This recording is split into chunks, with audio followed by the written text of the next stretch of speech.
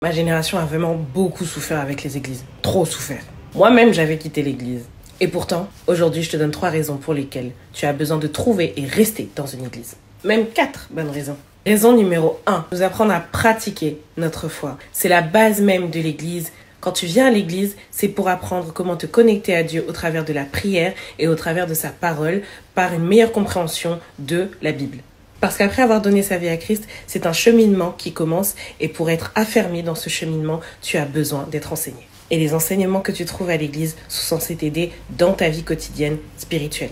Raison numéro 2, pour trouver une communauté qui partage ta foi et pourra te soutenir au-delà des besoins de ta vie chrétienne. Quand Dieu a dit « il n'est pas bon que l'homme soit seul », ça ne s'appliquait pas qu'au mariage, ça s'appliquait aussi au principe d'amitié, de communauté, de fraternité. La Bible dit que dans l'église primitive, les disciples persévéraient dans l'enseignement des apôtres, notre point 1, mais aussi dans la communion fraternelle. Ils persévéraient dans la fraction des pains, mais aussi dans la prière. Une église, c'est un endroit où tu pourras trouver des personnes qui pourront te soutenir à travers les deuils, à travers les hauts et les bas de la vie, à travers les échecs, à travers les ruptures, les divorces. Il y a aussi les naissances, les mariages, les heureux comme les malheureux événements sont des moments où la communauté des saints peut se manifester et manifester l'amour de Christ pour toi. La Bible dit d'ailleurs qu'un ami peut être plus proche qu'un frère. Cet ami, tu peux le trouver dans ton église locale ou dans l'église corps de Christ. Des personnes qui pourront partager les mêmes valeurs que toi et t'encourager dans la prière, t'encourager aussi dans les actes et t'aider à t'accrocher lorsque les temps deviennent durs. Et oui, parmi toutes ces personnes qui sont vos amis, il se peut que votre époux ou votre épouse se trouve à l'église. Raison numéro 3. C'est qu'il n'y a pas que les autres qui ont un rôle à jouer auprès de toi.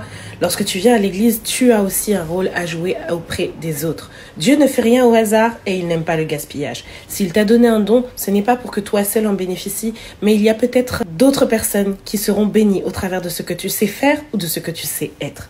Peut-être que tu sais jouer d'un instrument, peut-être que tu sais chanter, peut-être que tu es un bon communicant, que tu es une personne naturellement joyeuse, que tu sais être diplomate, que tu sais accueillir les gens. Toutes ces choses sont des richesses dont l'Église a besoin. Si les disciples qui ont écrit les livres que nous lisons aujourd'hui et fondé l'Église étaient dans la même optique que nous, qui est de recevoir toujours sans jamais rien redonner ou rien redistribuer, nous ne serions pas là aujourd'hui.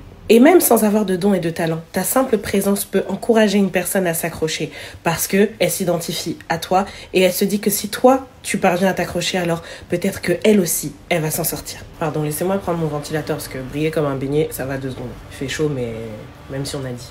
4e et dernière bonne raison pour laquelle tu as besoin d'une église, c'est que tu as besoin de couverture spirituelle. Lorsque tu donnes ta vie à Christ, tu mets le pied dans le monde spirituel. Et dans ce monde spirituel, il y a des principes comme la filiation ou la hiérarchie qui comptent énormément et dont dépendent l'efficacité de tes prières et même la réussite de tes combats. Lorsque tu n'as pas d'église, tu es presque sans défense parce que tes prières ont une portée moindre. Alors que lorsque tu fais partie d'une église qui est dirigée par un bon père ou une bonne mère spirituelle, tu as cette couverture, cette personne qui paye le prix dans le jeûne, dans la prière et dont la voix porte un peu plus dans le monde spirituel pour combattre avec toi des combats qui peuvent te dépasser. Bien sûr, toutes les églises ne sont pas faites pour toi et il n'y a aucune église parfaite.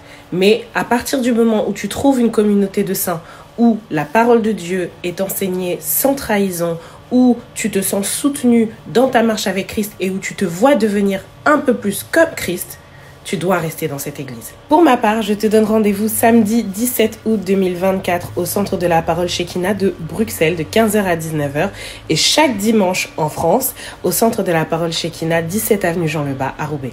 À bientôt!